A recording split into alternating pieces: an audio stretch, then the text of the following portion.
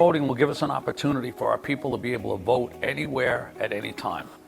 We need an increase in our voting. We want as much participation in the voting process to understand what the people want in Colonial Country Club to continue to make it the great community that it is.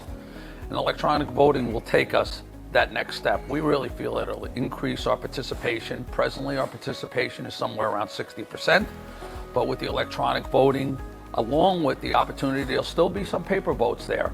But if the electronic voting will give people, no matter where they are, no matter what time, they can vote and tell us exactly how they feel and move us forward as a community. Absolutely. Participation is the bottom line, and that's what we're trying to do, is increase that participation of the community.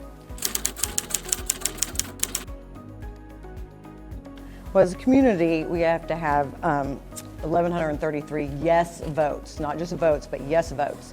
So therefore, a no vote or a non-vote both count against the yes vote, which make them literally the same thing. So non-vote impacts our community just like a no vote.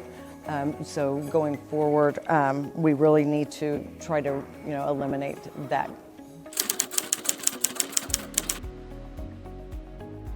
We still have to have a 30% quorum. That's the state requirement. So claims that like 18% can control the community is misleading in a sense.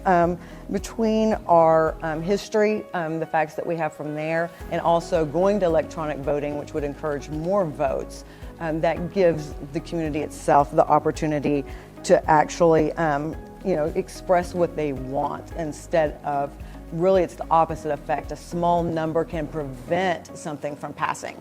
And so this will eliminate that. But we ultimately want as many people to participate in the community. And again, the non-votes, it's really tough to put any proposal through with the amount of non-votes being no votes. And initially, Pulte put that into the process. It's something that we lived with. People have asked for transparency. They've asked to be able to have their voices heard. So the people that are engaged in the community, the yes votes and the no votes, we do it, diplomatically, and as much participation we can get will really show what we need here at Colonial Country Club, and the voice of the people will be heard.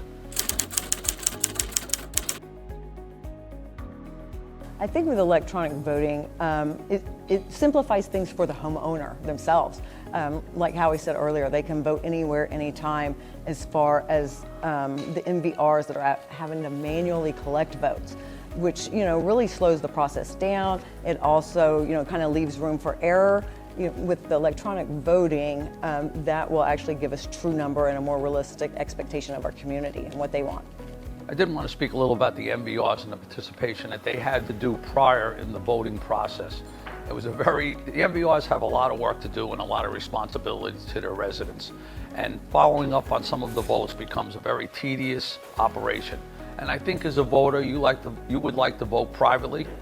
You'd like to have it on your own time, discuss it with your spouse, whomever it may be. So you make that private decision, just like in a public election.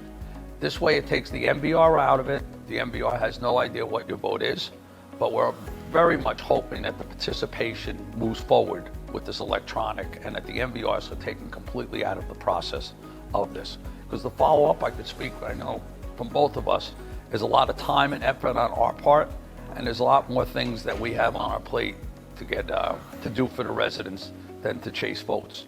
And this way it should help the whole process. And ultimately the bottom line is increased participation, and that our community is represented by the majority of people that are engaged in the community.